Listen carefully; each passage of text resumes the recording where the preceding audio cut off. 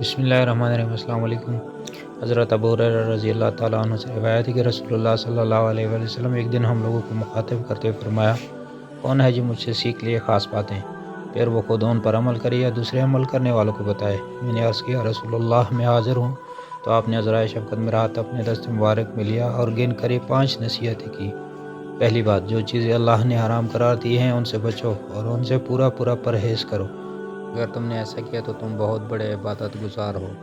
دوسری بات، آپ صلی اللہ علیہ وآلہ وسلم نے یہ فرمائی کہ اللہ نے جو تمہاری قسمت میں لکھا ہے اس پر راضی ہو اور مطمئن ہو جاؤ، اور اگر ایسا کرو گے تو تم بڑے بے نیاز اور دولت مند ہو جاؤ گے۔ تیسری بات، اپنے پڑوسی کے ساتھ اچھا کرو، اگر ایسا کرو گے تو تم مومن کامل ہو جاؤ گے۔ چوتھی بات، جو تم اپنے لیے چاہتے اور پسند کرتے ہو وہی دوسرے لوگوں کے لیے بھی چاہو اور پسند کرو، اور اگر تم ایسا کرو گے تو حقیقی مسلم اور پورے مسلمان ہو جاؤ گے۔ اور پانچویں بات، زیادہ مت ہنسا کرو کیونکہ زیادہ ہنسنا دل کو مردہ کر دیتا ہے۔